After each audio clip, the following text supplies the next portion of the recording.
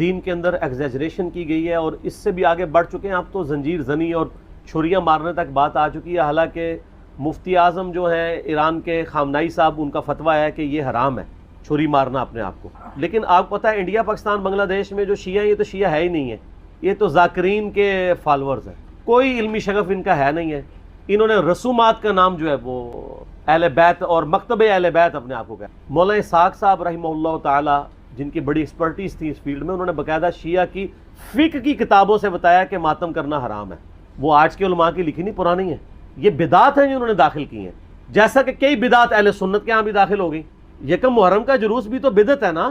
اگر 10 محرم کا بدعت نکالا ہوا انہوں نے، پروگراموں کے میں خلاف نہیں ہوں، آپ کریں، سارے خلفائے راشدین کے پروگرام کریں، لیکن سڑکیں بلاک کر کے لوگوں کو تکلیف میں ڈالنا، مریض ہاسپٹل تک نہ پہنچ سکیں، بچے سکولوں تک نہ پہنچ سکیں، اور اس طریقے سے یہ معاملات کو کرنا یہ نہیں ہونا چاہیے. آپ کنٹرول انوائرمنٹ کے اندر کسی گراؤنڈ میں سرمنی کریں، کسی مسجد میں کریں، کسی امام بارگاہ میں کریں، ضرور کریں.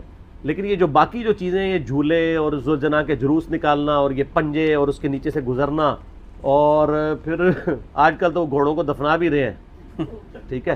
تو یہ سب کے سب بدعات ہیں دین میں داخل کی ہیں، اور اس کی وجہ سے شیعہ کی ان ایکٹیویٹیز نے یعنی مکتب اہل بیت کو نقصان پہنچایا ہے. بجائے کہ ان کی تعلیمات کو سامنے لایا جاتا، ان لوگوں نے ان معاملات میں ڈالنا شروع کر دیا. ماتم بھی بالکل حرام ہے. میں نے یوٹیوب پہ میرا کلپ آلموسٹ 20 لاکھ کے قریب لوگ دیکھ چکے ہیں. ماتم کے حق میں شیعہ کے 3 دلائل، میں نے اس کا جواب دیا ہے، اور اس میں جو ایک ٹاپ آف دا لسٹ یہ پیش کرتے ہیں، میں حصول برکت کے لیے عرض کر دیتا ہوں. بلکہ میں اگلے دن ایک شیعہ عالم کو دیکھ رہا تھا، تو وہ دنیا ٹی وی پہ ایک پروگرام تھا، اس پہ بیٹھ کے وہ کہہ رہے تھے کہ جی پہلا ماتم تو سیدہ عائشہ نے کیا ہے. ٹھیک ہے جی، نام میں نہیں لیتا، آپ سب کو پتہ ہے، کیونکہ نام والی پالیسی اب نہیں ہے. تو اب اس بیچارے کا بھی قصور نہیں ہے، اس نے اپنے بابوں سے ہی سنا ہوا ہے. اس نے مسند احمد خود کھول کے بھی نہیں کبھی دیکھی ہوگی، سنی انہوں نے نہیں کھولی بھی، تو اس بیچارے نے کہاں سے کھولنی ہے جن کی اپنی کتاب ہے. ہم نے بہت پہلے ریکارڈنگ کرا دی کہ مسند احمد میں آگے الفاظ ہیں، سیدہ عائشہ کہتی ہیں، اتنا حصہ تو بخاری مسلم میں بھی موجود ہے کہ نبی علیہ السلام کی وفات میری گود میں ہوئی. تو سر اس سے سیدہ عائشہ کی یہ فضیلت تو ثابت ہوئی کہ اللہ تعالیٰ نے اپنے محبوب صلی اللہ علیہ وسلم کو سیدہ عائشہ کی گود میں وفات دی، تو یہ فضیلت بھی تو ثابت ہو رہی ہے نا. تو یہ بھی فضیلت پھر مانے نا. جیسا کہ اہل حدیث جب وہ موضوع پہ مسح، جرابوں کے مسح کی بات شروع کرتے ہیں تو کہتے ہیں وہ تو بخاری مسلم میں پگڑی پہ مسح کی بھی حدیث ہے. تو ہم کہتے ہیں اس سے صرف پگڑی کا مسح نہیں، پگڑی بھی تو ثابت ہو رہی ہے نا. لال رومال لاؤ تو پگڑی پاؤ. تو شیعہ جب کہتے ہیں کہ سیدہ عائشہ کی گود میں نبی علیہ السلام کی وفات ہوئی، تو سیدہ عائشہ کی تو فضیلت ثابت ہو رہی ہے. پھر وہ بخاری میں واقعہ بھی ہے مسواک والا.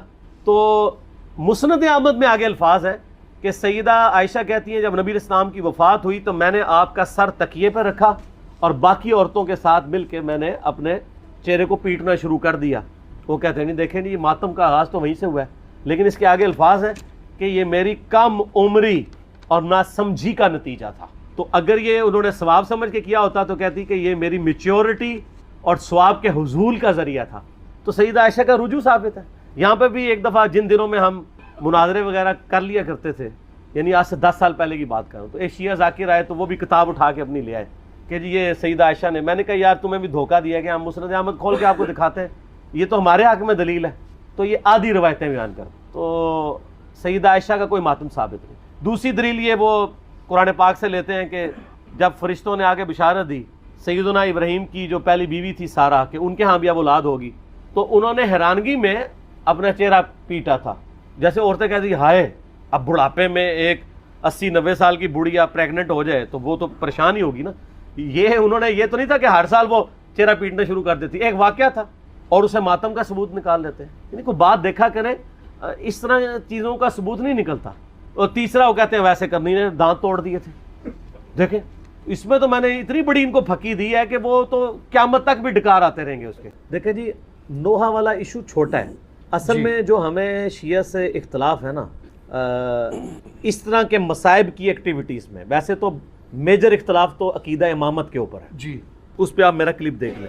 جو چھوٹی موٹی بدعات ہے نا ان میں اصل اختلاف ہمارا نوحے کے اوپر نہیں ہے. اصل اختلاف ہے ماتم، چھریاں مارنے، زنجیریں مارنے کے اوپر. جو میں نے ان کو خود بتایا ہے کہ اللہ کے بندو تم جا کے اپنے خود گھر کی خبر لو. مفتی اعظم ایران خامنائی صاحب نے فتویٰ دیا ہے کہ یہ چھریاں مارنا، اپنے آپ کو زخمی کرنا یہ حرام ہے. اب اور کیا میں آپ کو لا کے فتویٰ دوں؟ اور یہ تو زندہ اماموں کی تقلید کرتے ہیں، اپنے مرجع کو مانتے ہیں، تو آپ ان کی بات مانیں.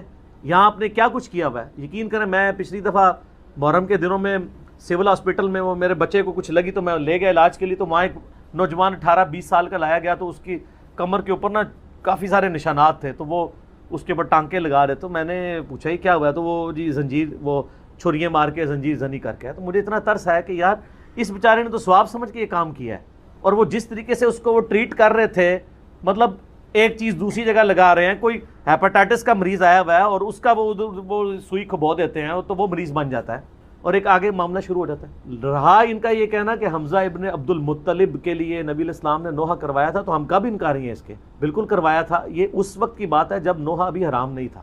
اس سے بڑی چیز شراب والے واقعات ملتے ہیں صحابہ کرام کے بارے میں، بعد میں جب شراب حرام ہوگی تو معاملہ ختم۔ تو یہ بھی چیز پہلے تھی غزوہ احد کے موقع پر، بالکل ٹھیک۔ بعد میں نبی علیہ السلام کی احادیث ہیں، بخاری مسلم میں درجنوں احادیث ہیں کہ نبی علیہ السلام نے فرمایا جو عورت نوحہ کرتی ہے کسی میت کے اوپر، اگر بغیر توبہ کے مر گئی تو قیامت والے دن گندک کا لباس اس کے اوپر پہنایا جائے گا۔ پھر صحیح مسلم کی حدیث ہے میری امت یہ 4 جاہلیت کے کام کبھی نہیں چھوڑے گی۔ نمبر 1 حسب اور نسب پہ فخر کرنا، نمبر 2 دوسرے کے نسب میں تان کرنا، نمبر 3 ستاروں کے ذریعے فال نکال کے بارش طلب کرنا، اور نمبر 4 نوحے کرنا۔ نوحے کی ڈیفینیشن یہ ہے کہ چیخو پکار کرتے ہوئے کسی مردے کی تعریف بیان کرنا۔ اگر کوئی ویسے نوحہ کرے اور چیخو پکار نہ کرے اور ایون نوحے میں رو بھی پڑے، ہم اسے غلط نہیں سمجھتے۔ المعجم الکبیر طبرانی کے اندر موجود ہے، میں نے اپنے پمفلٹ میں بھی ڈالا ہے کربلا والے میں، کہ سیدنا ام سلمہ نے جنوں کا نوحہ خود سنا تھا حضرت حسین ابن علی کی شہادت کے اوپر۔ وہ نوحہ یہ نہیں تھا یہ جو جعلی واقعہ، اور یہ نوحے تو ہوتے نہیں، یہ تو استمداد کر رہے ہوتے ہیں، استغاثے پڑھ رہے ہوتے ہیں، اور انہوں نے حضرت حسین کو ایک مظلوم شخصیت کے طور پہ پریزنٹ کیا ہے۔ میں یعنی ماڈرن شیعہ کا سب سے بڑا جرم یہ سمجھتا ہوں، اور یہ میں نہیں کہہ رہا ہوں، سید جواد نقوی صاحب حفظہ اللہ تعالیٰ، خود جو شیعہ کے اس وقت امام ہے پاکستان میں، ان کی ویڈیوز موجود ہیں، انہوں نے کہا کہ مجھے بچپن سے شیعہ خاندان سے جس حسین کا تعارف ہوا وہ تو ایک مظلوم ہے جس کے ساتھ ظلم ہوا ہے، جبکہ کتابوں سے مجھے اس حسین کا تعارف ہوا ہے جس سے زیادہ دلیر شخصی کوئی نہیں ہے۔ اصل میں حسین ابن علی علامت ہے دلیری کی، مظلومیت کی نہیں، دلیری کی علامت ہے۔ ان لوگوں نے پکڑ کے یہ کیا سے کیا بنا دیا ہے۔ اور یہ تو نوحہ اگر کوئی تعریفی جملے کے رو بھی لے ہمیں کوئی عرض نہیں۔ میرا تو یوٹیوب پہ کلپ لاکھوں لوگوں نے دیکھا ہے، سوگے حسین اور غم حسین میں فرق۔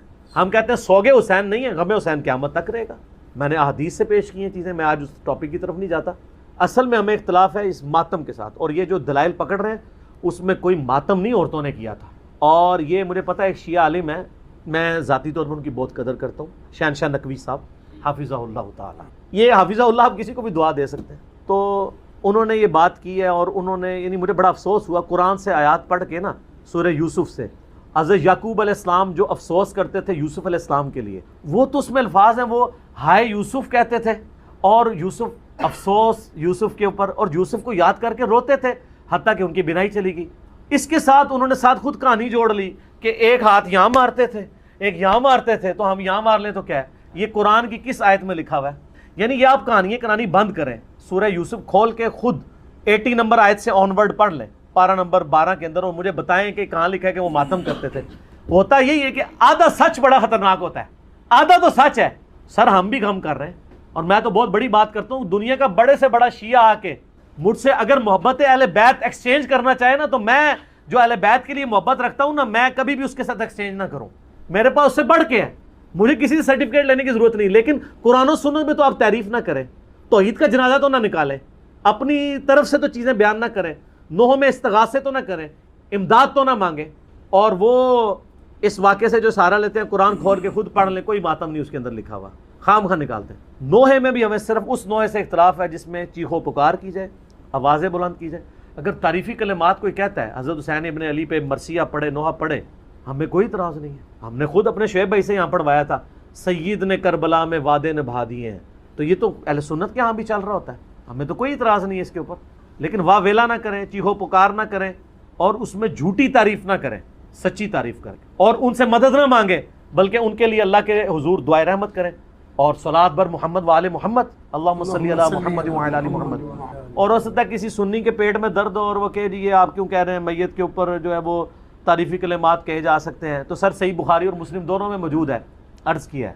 شیعہ کی اتنی کلاس ہوگی اب تھوڑی سی، سنیوں کی بھی، بخاری اور مسلم دونوں میں موجود ہے۔ عبداللہ ابن عباس کہتے ہیں کہ عمر ابن خطاب کی میت رکھی ہوئی تھی، اتنے میں ایک شخص آ کے میرے پیچھے کھڑا ہوا اور اس نے اپنی کونی میرے کندھے کے اوپر رکھی، اور سیدنا عمر کی میت کو مخاطب کر کے اس نے کہا رحمک اللہ عمر ابن خطاب، اللہ کی رحمت ہو عمر ابن خطاب پہ، یہ وہ شخص تھا کہ میری خواہش ہے کہ جب میں مر کے اللہ کے حضور جاؤں تو اس کے اعمال کے ساتھ پیش ہوں۔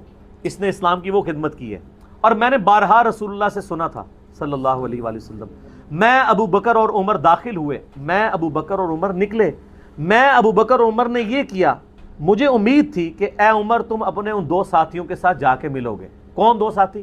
رسول اللہ صلی اللہ علیہ وآلہ وسلم اور سیدنا ابو بکر رضی اللہ تعالیٰ عنہ وعلیہ السلام۔ تو مجھے امید تھی، یہ تعریفی جملے بولے جا رہے ہیں کہ میں تمہارے مال کے ساتھ اللہ کے حضور آنا چاہتا ہوں، اللہ تم پر رحم کرے، تمہارے بارے میں حضور کہا کرتے تھے، یہ سارے تعریفی کلمات ہیں نا، اور میت پہ ہیں نا جی۔ تو عبداللہ ابن عباس کہتے ہیں میں نے یوں مڑ کے دیکھا تو وہ علی ابن ابی طالب تھے جو نوحہ پڑھ رہے تھے۔ یہ نوحہ کا لفظ میں نے استعمال کیا، تعریفی کلمات میت کے۔ ہاں ایگزیجریشن نہ ہو، وہ تو بخاری مسلم میں حدیث ہے کہ لوگ جو ہیں میت پہ نوحے پڑھ رہے ہوتے ہیں اور اس میت کو عذاب ہو رہا ہوتا ہے، کیوں؟ وہ میت اس قابل ہی نہیں ہوتی کہ اس کی وہ تعریف بیان کی جائے۔ نبی علیہ السلام کی میت پہ بھی صحیح بخاری میں آتا ہے، حضرت ابوبکر جب حجرہ عائشہ میں داخل ہوئے تو یہاں پہ بوسہ دیا ماتھے پہ اور کہا یا رسول اللہ آپ پہ اللہ دو موتیں جمع نہیں کرے گا، ایک موت آپ کا مقدر تھی وہ آ چکی، اب آپ ہمیشہ کی زندگی میں آخرت کی زندگی میں روئے۔ حضور کی زندگی میں بھی بعد میں بھی لوگ کہتے تھے میرے ماں باپ کو قربان، نبی صلی اللہ علیہ وسلم پہ تعریفی کلمات کہتے تھے، ایسے ایسے الفاظ استعمال کرتے تھے۔ لہٰذا جس چیز سے ہمیں اختلاف ہے وہ یہ ہے۔ اور میں سوگ حسین کے اوپر بھی تھوڑا سا عرض کر دوں، اس میں دیکھیں سوگ تو 3 دن ہے، بخاری مسلم میں حدیث ہے جو عورت اللہ اور یوم آخرت پہ ایمان رکھتی ہے اس کے لیے جائز نہیں کہ وہ 3 دن سے زیادہ سوگ کرے سوائے اپنے خاوند کے مرنے پہ، وہ بھی 4 مہینہ 10 دن۔ غم حسین الگ چیز، غم حسین تو سنت ہے، اس کی مثال صحیح بخاری سے لیں۔ حمزہ ابن عبد المطلب کو قتل کس نے کیا تھا؟ واشی۔ فتح مکہ پہ واشی کو پیش کیا گیا کہ اس کی توبہ قبول کریں، نبی علیہ السلام نے بلا کے پوچھا واشی یا رسول اللہ، قاتل حمزہ یا رسول اللہ، واشی تیرا اسلام قبول ہے لیکن کیا تو ایسا کر سکتا ہے کہ مجھے اپنی شکل نہ دکھا، مجھے اپنا چچا یاد آتا۔ کسی نے نہیں کہا یا رسول اللہ سوگ تو 3 دن ہوتا ہے، چچا کو مرے ہوئے 5 سال ہو چکے ہیں، غزوہ احد 3 ہجری میں، فتح مکہ 8 ہجری میں، آپ 5 سال تک حمزہ کو نہیں بھولے؟ حمزہ کو کیسے بھول سکتے؟ حمزہ بھائی بھی تھا حضور کا، دودھ پیتا، چچا بھی تھا۔ اور میں آج آپ کو ایک بڑی پوائنٹ کی بات کروں، اگر حضور کی وفات کے وقت حضرت حمزہ ابن عبد المطلب زندہ ہوتے، خلیفہ اول انہوں نے بننا تھا۔ اس کی دلیل لے لیں، بخاری اور مسلم کی حدیث کھول کے دیکھیں، غزوہ بدر میں مسلمانوں کی فوج کا سپہ سالار کون تھا؟ حمزہ، نہ ابو بکر، نہ عمر، نہ عثمان، نہ علی۔ اور غزوہ احد میں سیدنا حمزہ۔ تو نبی علیہ السلام کو اسی لیے ان لوگوں کی قربانیوں کا یعنی دل میں تھا غم کہ انہوں نے قربانیاں دی ہیں، اسی لیے بخاری مسلم میں آتا ہے نا اپنی وفات سے 1 مہینہ پہلے آپ نے شہداء احد پہ دوبارہ نماز جنازہ پڑھی، 1 مہینہ پہلے اپنی وفات سے، اور آپ نے وہاں صحابہ کو خطبہ دیا، آپ نے فرمایا کہ میں تمہارا پیش رو ہوں، میرا ممبر اس وقت حوض کوثر پہ لگا ہوا ہے، دیکھنا مجھے اپنے بعد تم سے ایک خطرہ نہیں ہے کہ تم میرے بعد دوبارہ سے بت پرستی شروع کر دو، لیکن مجھے ڈر ہے کہ دنیا کے خزانے تمہارے پہ کھول دیے جائیں گے، پھر تم دنیا کی محبت میں ایک دوسرے سے قتل و غارت میں مبتلا ہو کر تباہ و برباد ہو جاؤ گے جس طرح اگلے لوگ ہو۔ کیونکہ حضور نے بتایا کہ یہاں پہ وہ لوگ دفن ہیں جن کی قربانیوں کا پھل تم کھاؤ گے۔ یار حمزہ نے تو پھل نہیں کھایا نا رومن اور پرشین امپائر کا، سیدنا یاسر اور سیدہ سمیہ نے تو وہ پھل نہیں چکھا نا، انہوں نے تو اسلام میں مشکل وقت گزار کے تو تکلیفیں سہ کے دنیا سے چلے گئے نا، پھل تو بعد والے لوگوں نے چکھے ہیں نا۔ تو حضور نے اس لیے قبرستان میں خطبہ دیا تھا، دیکھنا کہ میرے بعد ایسے معاملات ہو جائیں گے۔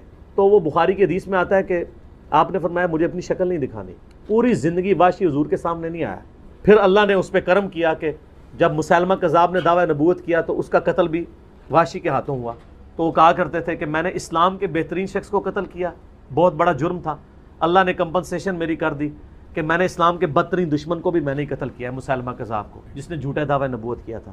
نبی علیہ السلام حریص علیکم بالمؤمنین رؤوف الرحیم ہے، اس کے باوجود کہہ رہے ہیں واشی مجھے شکل نہیں دکھانی۔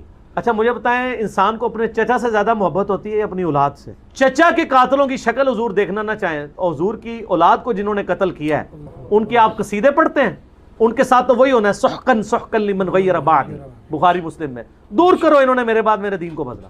یہ تو حوض کوثر پہ جا کے پتہ چلے گا۔ تو میں نے اس میں بولا تھا کہ سوگے حمزہ ختم ہو چکا تھا، غم حمزہ باقی تھا، وہ حضور کی زندگی میں ان کے ساتھ غم پرماننٹلی اٹیچ رہا۔ اور سر اس کو تو چھوڑ دیں، صحیح بخاری مسلم میں حدیث ہے، سیدہ عائشہ کہتی ہیں کہ میں حضور کی بیویوں میں سب سے زیادہ جس سے رشک حسد کرتی تھی نا وہ ختیجہ تھی۔ حضور علیہ السلام جب بھی کوئی بکری بھی ذبح کرتے تو حضرت ختیجہ کی سہیلیوں کو بھجوایا کرتے تھے ان کی وفات کے بعد۔ تو میں کہا کرتی تھی یا رسول اللہ جیسی ختیجہ جیسی کوئی عورت ہی نہیں ہے۔ آپ فرمایا اس نے میرا اس وقت ساتھ دیے جب میرے ساتھ کوئی نہیں تھا، اپنے مال کے ذریعے، اپنی قربانیوں کے ذریعے۔ تو سر غم تو کبھی نہیں ختم ہو سکتا. آپ غم حسین کو ختم کرنا چاہتے ہیں, کر کے بتائیں. جناب 900 سال تک ممبر آپ کے قبضے میں رہے ہیں, تینوں براعظم آپ کے قبضے میں رہے ہیں, لیکن آپ آل امیہ اور آل عباس کی بدماشیوں کو چھپا نہیں سکے. آج ہر طرف حسین حسین ہی ہے الحمدللہ, اور دن بہ دن بڑھ رہی ہے. ہماری ویڈیو سے پہلے کیا حال تھا, اب تو سب لوگ کانفیڈنس لوز کر چکے ہیں. اب تو وہ کہہ رہے ہیں خدا کے لیے یزید سے ہمیں لعنتیں کروا لیں, یزید کے ابا جی کو چھوڑ دیں. اب ہاتھ پاؤں پکڑنے پہ آ گئے ہیں. اب یزید تو ڈسکس ہونا ہی بند ہو گیا ہے, کیونکہ ہم نے بتایا کہ اصل بندہ کون ہے, اصل مسئلہ کیا ہے, ٹوٹی کمند کہاں. تو غم حسین باقی ہے. مسند احمد میں حدیث ہے, غم حسین حضور نے زندگی میں بھی کیا ہے. علی بن ابی طالب کہتے ہیں میں حضور کے پاس حاضر ہوا, آپ نے حسین ابن علی کو گود میں اٹھایا, زاروں قطار رو رہے ہیں. میں نے کہا یا رسول اللہ میرے ماں باپ آپ پہ قربان, یہ آپ کی حالت کس نے کی ہے. اور یہ حدیث سٹارٹ کہاں سے ہوتی ہے, مولا علی جو ہیں وہ جنگ نہروان کے لیے جا رہے ہوتے ہیں, نینوا نامی جگہ پہ, صحیح حدیث ہے مسند احمد کی. تو آپ نا وہاں کہتے ہیں اصبر یا ابا عبداللہ, اے ابو عبداللہ صبر کرنا. تو ساتھی پوچھتا ہے کہ حضرت علی آپ کس سے باتیں کر رہے ہیں. تو حضرت علی حضرت حسین سے باتیں کر رہے ہوتے ہیں, حالانکہ حسین ساتھ نہیں تھے, لیکن ایک نعرے کے طور پہ کہ میرے بچے صبر کرنا.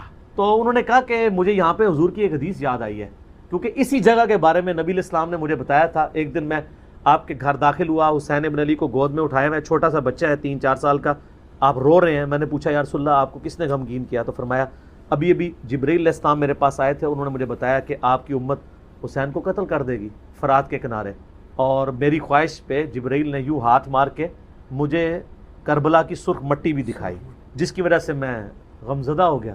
سنیوں میں بریلوی ربیع الاول کے جلوس نکالتے ہیں, دیوبندی یکم محرم کا حضرت عمر کا جلوس نکالتے ہیں, اور اہل حدیث جو ہیں وہ ختم بخاری کرواتے ہیں, اور بلکہ وہ تو امیر معاویہ کانفرنسز بھی کروا رہے ہیں. تو سر یہ ساری کی ساری چیزیں انہوں نے خود بنائی ہوئی ہیں. ان میں صرف وہ چیزیں درست ہوں گی جن کی اصل موجود ہوگی, کیونکہ قرآن کہتا ہے من احدث, حدیث ہے مسلم کی, من احدث فی امرنا ھذا, نبی علیہ السلام کی اصل دین میں کچھ چیز داخل کی وہ بدعت ہوگی. محرم کے موقع پہ, ربیع الاول کے موقع پہ, کسی بھی موقع کے اوپر کوئی علمی مجلس کرنا جس طرح ہم کر رہے ہیں, یہ اجتہادی معاملہ ہے, وہ آپ کریں, کوئی حرج نہیں, اس کو کوئی آپ کو منع نہیں کرے گا. آج ربیع الاول کے مہینے میں دیوبندی بھی سیرت النبی کے نام سے کانفرنسز کر رہے ہیں, بریلوی میلاد النبی کے نام سے کر رہے ہیں, اور اہل حدیث امام اعظم محمد رسول اللہ کانفرنس کر رہے ہیں. نام صرف مختلف رکھے ہیں, گالی کی ہو رہی ہے. اچھا باقی یہ جو آپ کہہ رہے ہیں نا تعزیے, آگ پر ماتم, کوئلوں کو نقصان پہنچ رہا ہے, دیکھیں نا کیا امیج جا رہا ہے. یہی ہمارے شیعہ عالم ٹی وی پہ آ کے کہہ رہے ہوتے ہیں کہ جی کافروں کو کیا امیج جاتا ہے جب ہم لوگ گستاخانہ کارٹونز کے خلاف احتجاج کے دوران اپنی املاک کو نقصان پہنچاتے ہیں. تو سر جب آپ اپنے جسم کو نقصان پہنچاتے ہیں, اس پہ چھریاں مارتے ہیں, آپ کوئلوں کے اوپر ماتم کرتے ہیں, اس سے کیا غیر مسلموں کو امیج جائے گا کہ یہ اسلام ہے. وہ تو کہیں گے سر اس طرح کا اسلام تو ہم قبول کر ہی نہیں سکتے. تو یہ بالکل چیزیں بدعات ہیں. یہ کفر اسلام کا مسئلہ نہیں, یہ وہی بدعات ہیں کہ جو مختلف شکلوں میں مختلف مکاتب فکر میں آئی ہوئی, یہ ذرا ڈومیننٹ ہو جاتی ہیں, اور ظاہر ڈومیننٹ ہے بھی ہیں, کیونکہ نبی علیہ السلام نے یعنی ماتم کرنے سے اور اس قسم کے نوحے پڑھنے سے جس میں جھوٹ ہو. شاہ جی ہمیں کوئی اعتراض نہیں ہے, ہم یہ کہتے ہیں بیعت ہوئی کس طریقے سے. عبداللہ بن عمر نے بیعت کر لی تھی.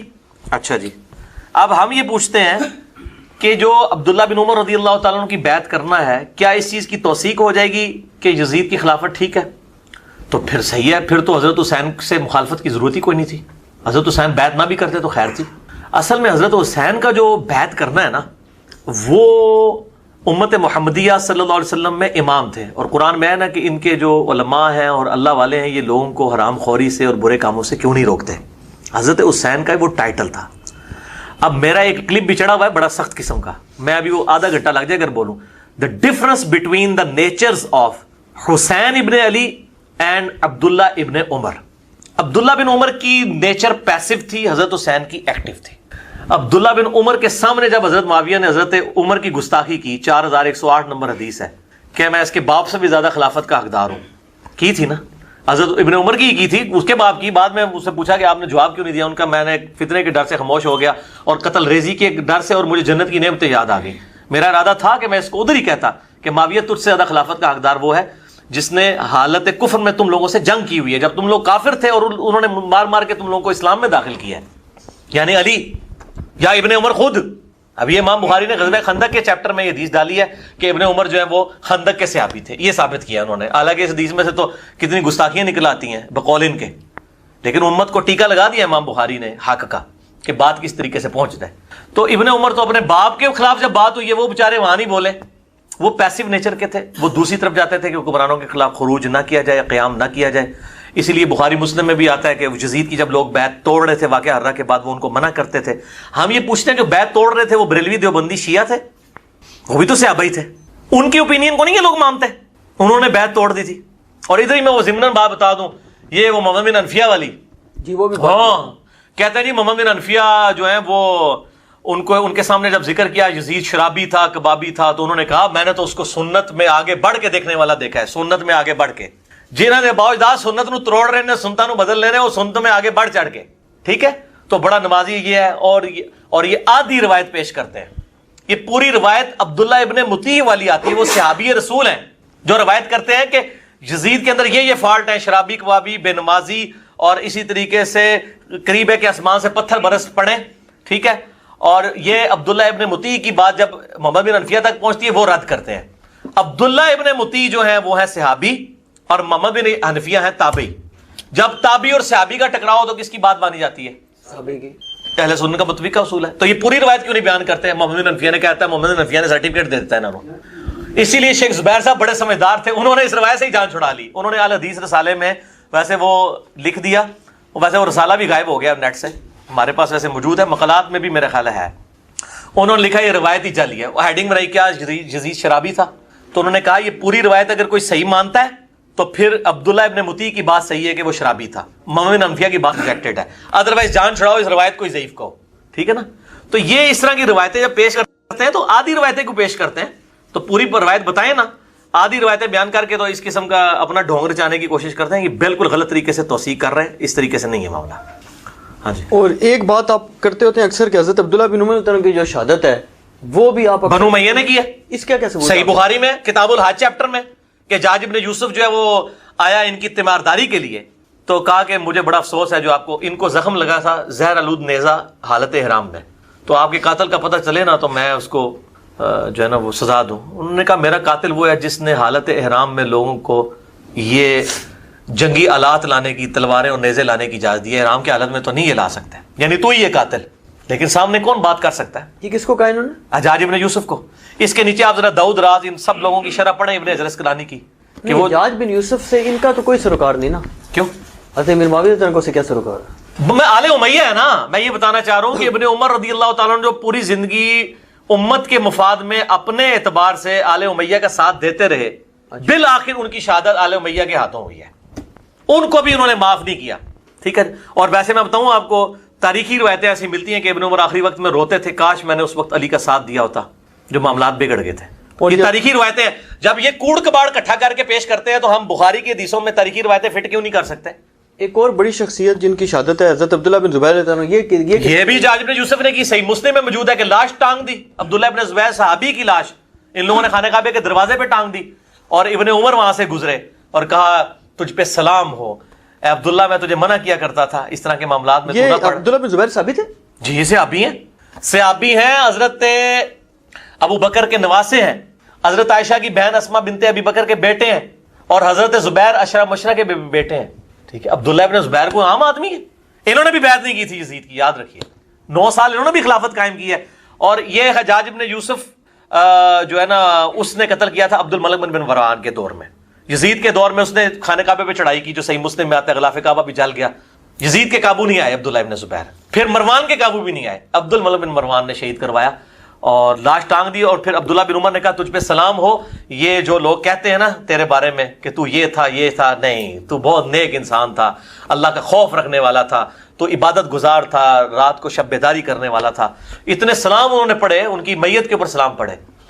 اور جاج صحیح مسلم میں آتا ہے جاج ابن یوسف نے حضرت اسما بنت ابی بکر کو, جو مطلب بڑھیا ہو چکی تھی, گھسیٹ کے کہا کہ اس کو لے کے آؤ میرے پاس.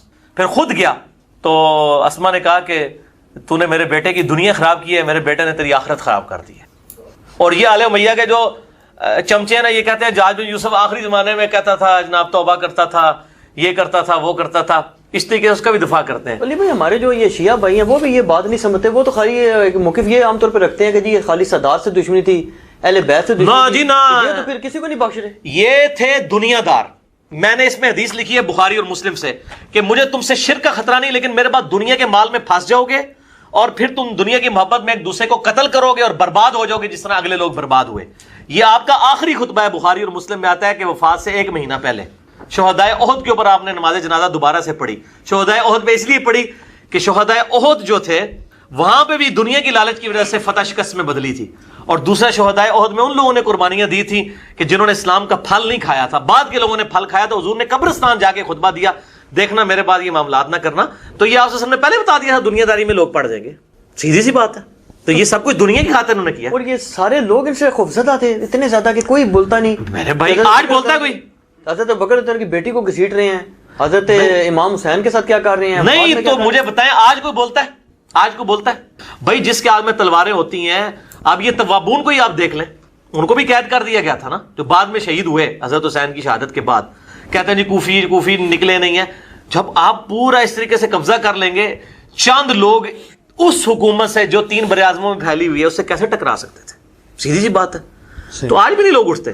اچھا ایک اور بات کی جاتی ہے کہ حضرت حسین رضی اللہ عنہ کے جو قتل کا الزام یزید پر, ابن زیاد وغیرہ پر, عمر بن سعد پر, شمر وغیرہ پہ تھوپ دیا جاتا ہے, تو وہ یہ کہتے ہیں کہ جی 2 جو روایات ہمیں پتہ چل رہی ہیں, ایک حضرت ام سلمہ سلام اللہ علیہ سے اور ایک پتہ چلی حضرت عبداللہ بن عمر رضی اللہ عنہ سے. تو ان کو کیا پرابلم تھی کہ ان دونوں نے عراقیوں کا کہا؟ تو یہ بات ٹھیک ہے. ام سلمہ نے بھی کہا مسند احمد میں عراقیوں پہ لعنت ہو. صحیح بخاری میں حضرت ابن عمر نے کہا کہ ان عراقیوں نے مچھر اور مکھی کا مسئلہ پوچھا, انہوں نے تو نبی صلی اللہ علیہ وسلم کے بیٹے کو شہید کر دیا, جن کے بارے میں نے سنا تھا کہ وہ اللہ کے نبی کے 2 پھول ہیں اس دنیا میں. اس سے ایک بات تو کلیئر ہوئی کہ عبداللہ بن عمر کو حضرت حسین سے کوئی بغض نہیں تھا, ورنہ ان کی مرنے کے بعد یہ بات نہ سناتے, ان سے محبت کرتے تھے. اچھا, اور بہت بڑی حدیث سنا دی انہوں نے. عراقیوں پہ انہوں نے لعنت کی. اب ان سے پوچھیں کہ عراقیوں پہ جو لعنت کی ہے, آپ کو کوئی الہام ہوا ہے کہ یہ عراقیوں پہ ابن زیاد والے جو عراقی تھے ان پہ لعنت کی ہے, یا جو ہے وہ شیعان علی کے اوپر لعنت کی ہے جو حضرت علی کے گروہ کے ساتھی تھے؟ تو یہ فوراً کہیں جی شیعوں نے مارا ہے, شیعہ کہیں گے انہوں نے مارا ہے. عراقیوں پہ اس لیے لعنت کی کہ عراقی جو حکومت تھی ابن زیاد کی, اسی نے یہ ظاہر ہے کہ ساری. عمر ابن سعد کون تھا؟ صحیح مسلم اٹھا کے دیکھ لیں. یہ ایسا لالچی, میں بتاؤں کریکٹر سب کا نظر آتا ہے. صحیح مسلم میں ہے کہ سعد ابن ابی وقاص کے سامنے بیٹا آ رہا ہے عمر ابن سعد, تو حضرت سعد ابن ابی وقاص کہتے ہیں اللہ اس شخص کے شر سے میں تیری پناہ میں آتا ہوں, اپنے بیٹے کے شر سے. اور آنے کہتے ہیں ابا جی دیکھو سب لوگ جو حکومت گورنر بن رہے ہیں, تسی تو کوئی عہدہ بھی نہیں لیا. یہ صحیح مسلم میں ہے. عمر ابن سعد جو 22,000 کا لشکر دے کے, جسے ہر بندے کا کریکٹر مسلم میں موجود ہے, بخاری میں موجود ہے, یہ تلاش کرنا ہے آپ نے, وہ پھر فٹ ان بیٹھتا ہے. آپ جس طرح بیان کرتے ہیں شک ہو جاتا ہے کہ کہیں علماء صحیح تو نہیں کہتے اپنی طرف سے بیان, ہر بات ہی آپ اس میں سے نکال لیتے ہیں. جی انکار نہ نکلے تو انکار کریں. آج تک آپ نے میرے خلاف کوئی کلپ دیکھا ہے کہ وہ یہ کہیں کہ یہ بخاری مسلم میں؟ یہ ہو سکتا ہے طریق کا فرق ہو جائے بعض کا. یہ کہتے ہیں جی وہ ظالم مغیرہ کے الفاظ موجود نہیں ہیں, ٹھیک ہے, تو اس میں موجود ہے اوے مغیرہ اوے مغیرہ اوے مغیرہ. یہ کیا ہوتا ہے؟ پیارے مغیرہ پیارے مغیرہ پیارے مغیرہ, بڑا اچھا کام کر رہے ہو. ظالم مغیرہ وہ اس لیے مکس ہو گیا کہ دوسری روایت میں موجود ہے اس ظالم شخص کو دیکھو کہ یہ ہمیں کہتے ہیں ہم اپنے جنتی بھائی پر لعنت کریں. ظالم تو کہا ہوا ہے دوسرے طریق کے اندر, ٹھیک ہے, طریق مکس ہو جاتے ہیں.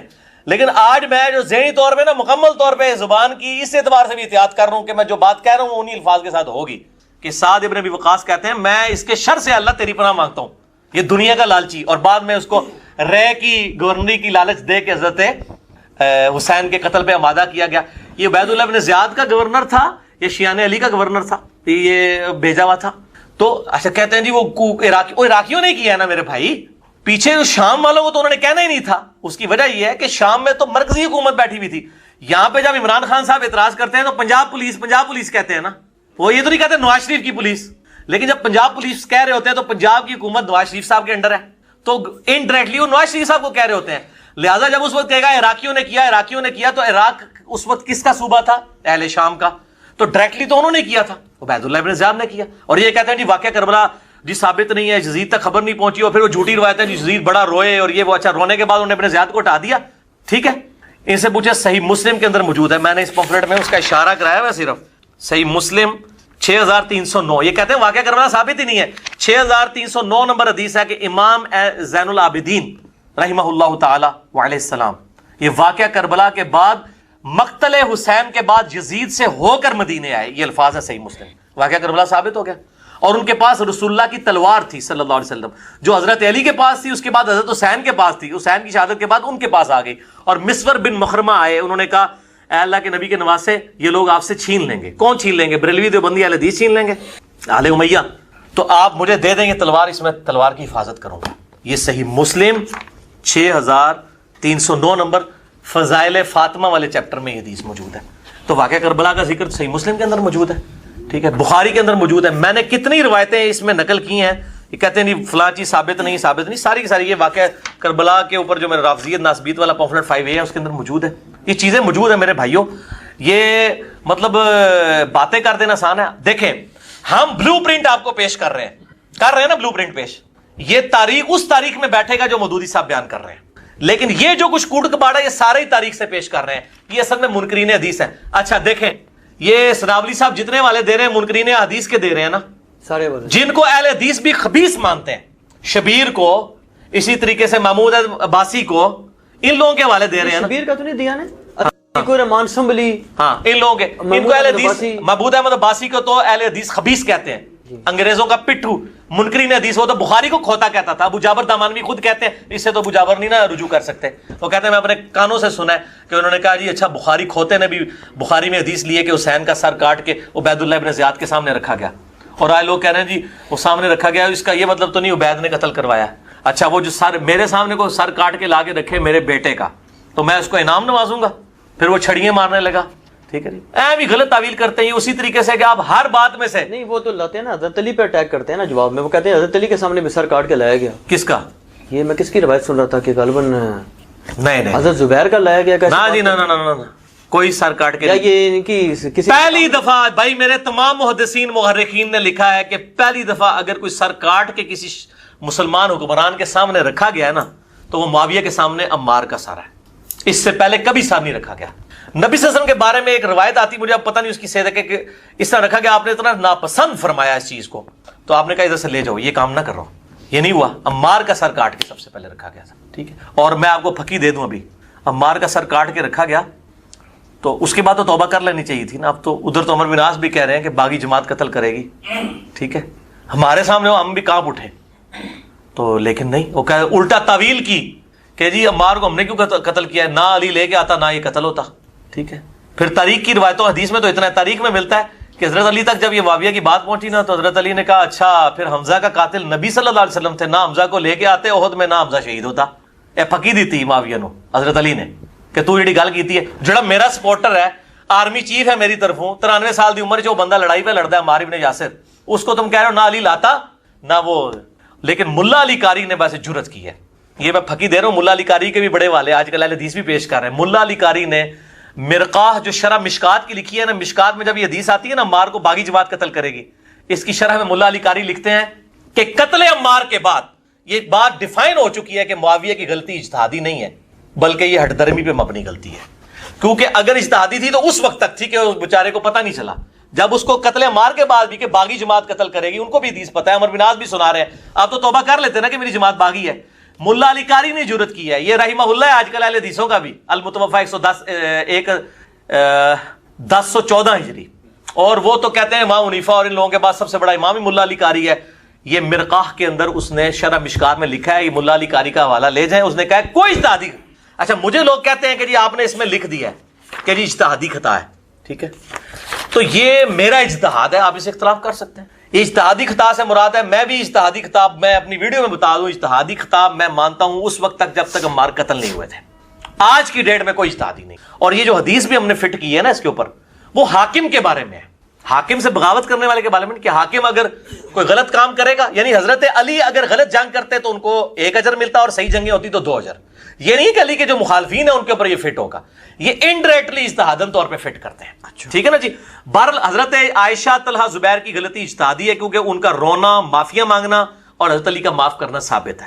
حضرت معاویہ رضی اللہ تعالیٰ عنہ نے کبھی معافی نہیں مانگی, الٹا قنوت نازلہ سیدنا علی نے ان پہ پڑھی اور کہا قیامت دن فیصلہ ہوگا. اور ہم لعنت کے لیے قائل نہیں ہیں, بالکل لعنت نہ کریں. ہم تو کہتے ہیں جو صحابہ پر انکلوڈنگ معاویہ, عمر بن عاص, مغیرہ ابن شعبہ رضی اللہ عنہم اجمعین, یا بصر بھی ہوں, ان پہ لعنت کرتے ہیں وہ معاویہ کے شیعہ ہیں, اور جو ان پہ لعنت نہیں کرتے وہ علی کے شیعہ ہیں. علی نے تو مخالفین کے جنازے بھی پڑھائے ہیں, میں نے اس میں بتایا. خوارج کے بارے میں کہا ہمارے بھائی تھے وہ گھوڑے ہو گئے. ٹھیک ہے نا, ہم علی کے شیعہ ہیں پولیٹیکلی ٹرم میں. ٹھیک ہے نا, شیعان علی, اہل سنت کا منہج ہی, اہل حدیث کا منہج ہی شیعان علی والا ہے. ٹھیک ہے. اور رافضیوں کی بات نہیں کر رہا, یا سعودی عرب کے تنخواہوں پہ پلنے والے اور ایران کی تنخواہوں پہ پلنے والے جو مولوی چوہے چابیاں دے کے چھوڑے ہوئے, ان کی بات نہیں میں کر رہا. یہ چابیاں دے کے چھوڑے ہوئے ہیں نا انہوں نے, پیچھے سے ریال آتے ہیں بولنا شروع کر دیتے ہیں اور پھر باتیں بھی یاد ہی کرتے ہیں. پوری بات بتاؤ.